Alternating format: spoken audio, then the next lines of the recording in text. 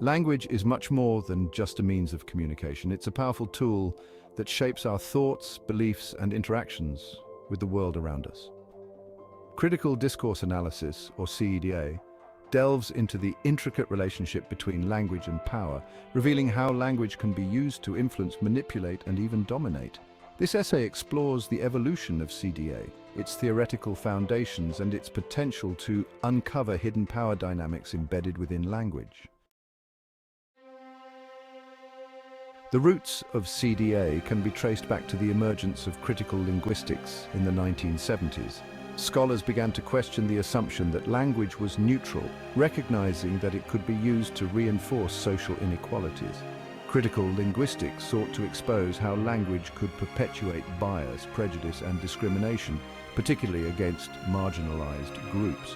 Early work in critical linguistics focused on analyzing texts like news articles and political speeches, highlighting how language choices could subtly shape public opinion and maintain power structures.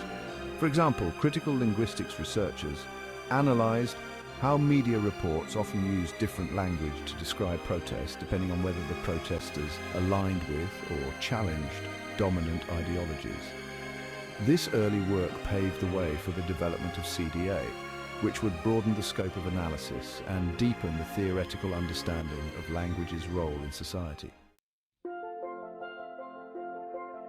While critical linguistics provided a crucial foundation, CDA emerged as a more comprehensive approach, incorporating insights from various disciplines like sociology, psychology, and cultural studies. CDA recognizes that language doesn't exist in a vacuum. Instead, it's intricately intertwined with social, political, and historical contexts. CDA scholars argue that to truly understand the power dynamics embedded within language, we need to consider the broader social structures and historical forces that shape its use. CDA examines a wider range of texts, including not just written and spoken language, but also visual images, gestures, and even symbols. This broader perspective allows CDA to analyze how power operates through different modes of communication and how meaning is constructed across various contexts. Central to CDA is the idea that language doesn't merely reflect our thoughts, but actively shapes them. This concept is rooted in the Sapir-Whorf hypothesis, which proposes that the language we speak influences how we perceive and understand the world. According to this hypothesis, different languages can lead to different ways of thinking and experiencing reality. While the strong version of this hypothesis, which claims that language completely determines thought, has been largely debunked, the weaker version suggesting that language influences thought holds more weight. CDA draws upon this idea, arguing that language can shape our understanding of social categories, relationships, and even our own identities. Halliday's functional grammar deconstructing language's purpose. To understand how language functions as a tool of power, CDA draws upon Michael Halliday's theory of systemic functional linguistics, or SFL. SFL views language as a system of choices, where each choice carries meaning and serves a specific function. Halliday identifies three major functions of language: ideational, interpersonal, and textual. These functions are intertwined and work together to create meaning. CDA uses these functions as a framework to analyze how language constructs meaning and how those meanings can be used to exert power and influence. By examining how these functions operate within a specific discourse, CDA can reveal hidden ideologies and power relations. The ideational function, shaping our understanding of reality. The ideational function of language refers to how we use language to represent the world around us. It encompasses how we describe events, express our thoughts and beliefs, and construct our understanding of reality. CDA analyzes how the ideational function can be manipulated to present a particular version of events, promote specific ideologies, or legitimize certain perspectives while marginalizing others. For instance, CDA might examine how a news report uses specific verbs and adjectives to portray a protest as either peaceful or violent, influencing the audience's perception of the event. By analyzing the choices made in representing reality, CDA reveals how language can be used to shape public opinion and reinforce power structures. The interpersonal function negotiating relationships and identities. The interpersonal function of language focuses on how we use language to build relationships, express our identities, and interact with others. This function encompasses aspects like politeness, formality, and the use of pronouns.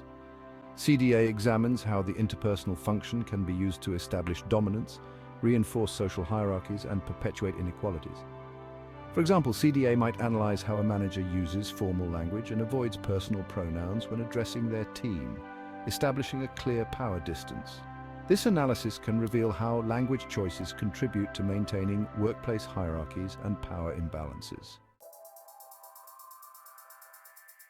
The textual function of language relates to how we organize language to create cohesive and meaningful texts.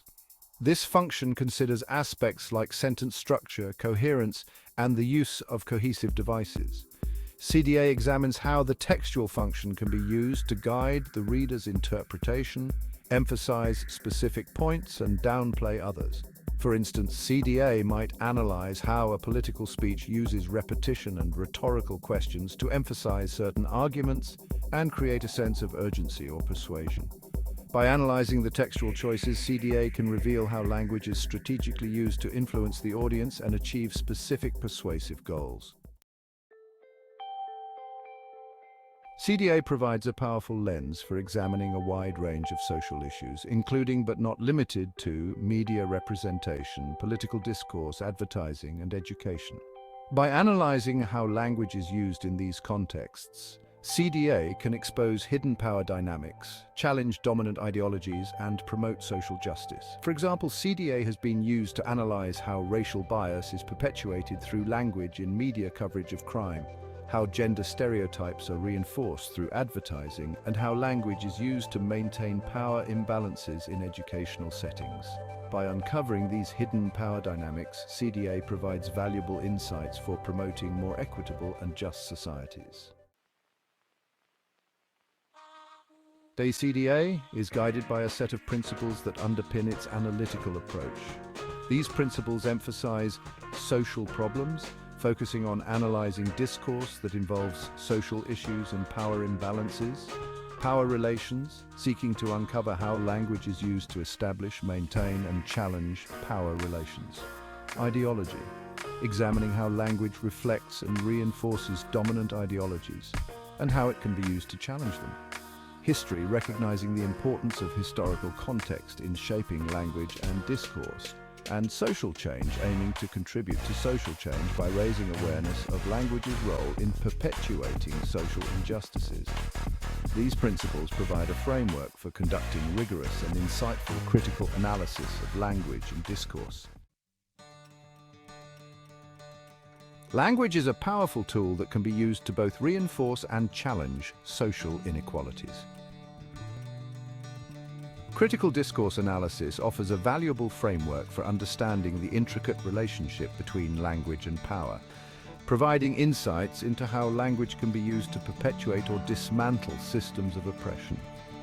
By exposing hidden power dynamics, challenging dominant ideologies, and promoting critical thinking about language, CDA empowers us to become more aware of how language shapes our world. Ultimately, CDA contributes to the pursuit of social justice by equipping us with the tools to deconstruct oppressive language and advocate for more equitable and inclusive societies.